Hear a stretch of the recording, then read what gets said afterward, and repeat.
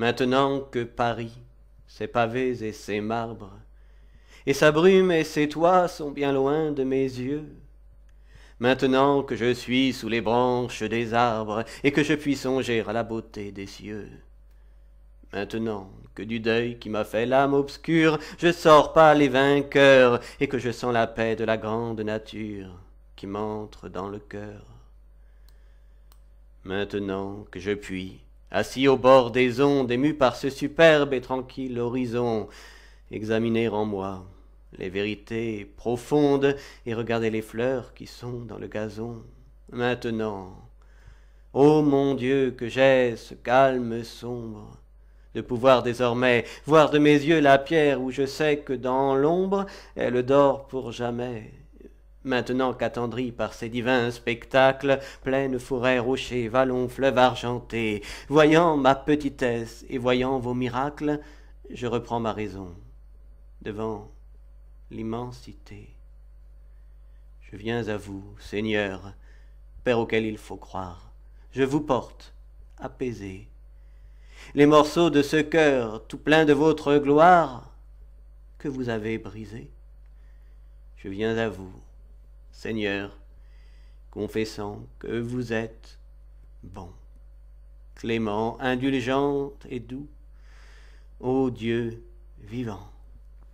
Je conviens que vous seul savez ce que vous faites, et que l'homme n'est qu'un jonc qui tremble au vent.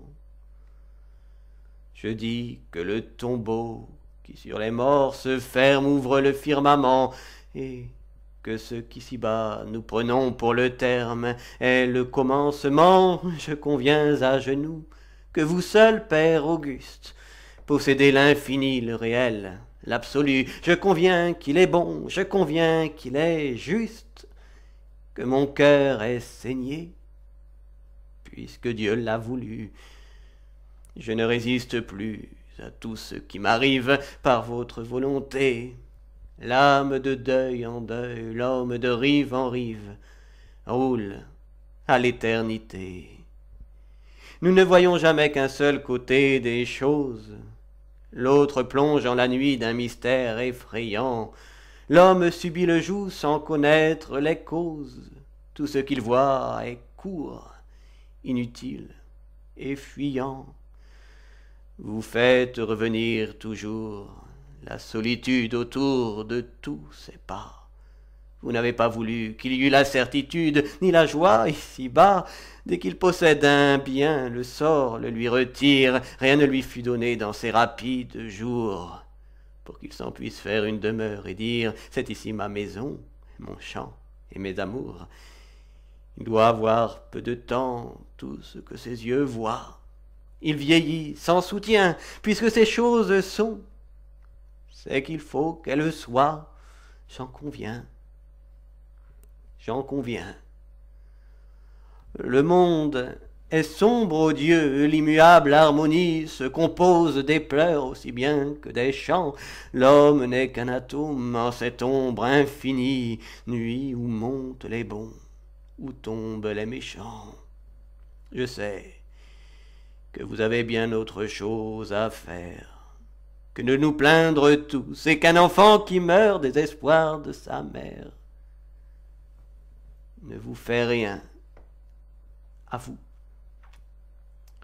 Je sais que le fruit tombe au vent qui le secoue, que l'oiseau perd sa plume et la fleur son parfum, que la création est une grande roue qui ne peut se mouvoir sans écraser quelqu'un. Les mois, les jours, les flots des mers, les yeux qui pleurent passent sous le ciel bleu. Il faut que l'herbe pousse et que les enfants meurent, je le sais, ô mon Dieu.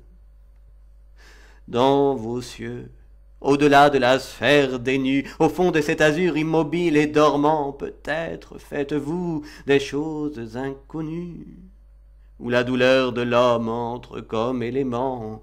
Peut-être est-il utile à vos desseins sans nombre que des êtres charmants s'en aillent, emportés par le tourbillon sombre des noirs événements.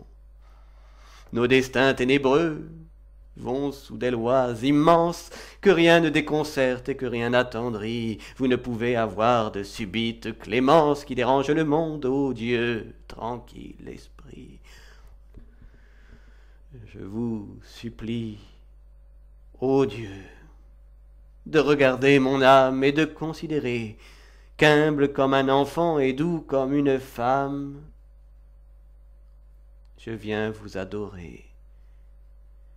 Considérez encore que j'avais dès l'aurore travaillé, combattu, pensé, marché, lutté, expliquant la nature à l'homme qui l'ignore, éclairant toutes choses avec votre clarté, que j'avais, affrontant la haine et la colère, fait ma tâche ici-bas, que je ne pouvais pas m'attendre à ce salaire, que je ne pouvais pas prévoir que vous aussi, sur ma tête qui ploie, vous appesantiriez votre bras triomphant, et que, vous qui voyez comme j'ai peu de joie, vous me reprendriez si vite, mon enfant, qu'une âme ainsi frappée à se plaindre est sujette que j'ai pu blasphémer, et vous jetez mes cris comme un enfant qui jette une pierre à la mer. Considérez qu'on doute, ô mon Dieu, quand on souffre, que l'œil qui pleure trop finit par s'aveugler, qu'un être que son deuil plonge au plus noir du gouffre, quand il ne vous voit plus,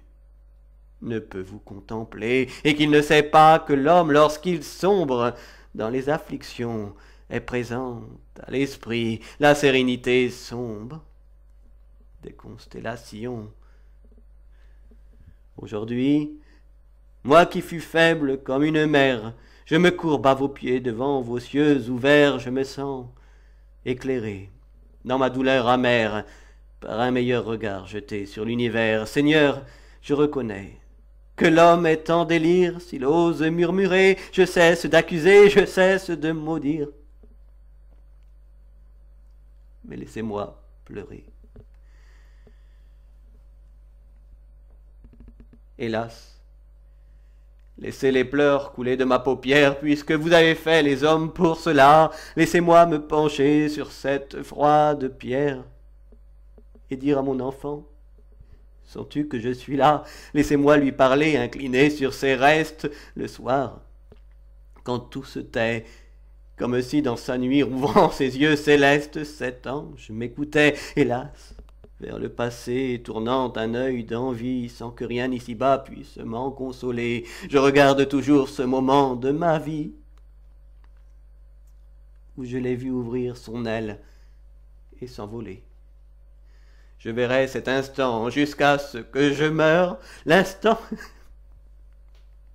pleurs superflus, où je criais « L'enfant que j'avais tout à l'heure, quoi donc je ne l'ai plus, ne vous irritez pas, que je sois de la sorte. Ô mon Dieu, cette plaie a si longtemps saigné, l'angoisse dans mon âme est toujours la plus forte, et mon cœur est soumis, mais n'est pas résigné.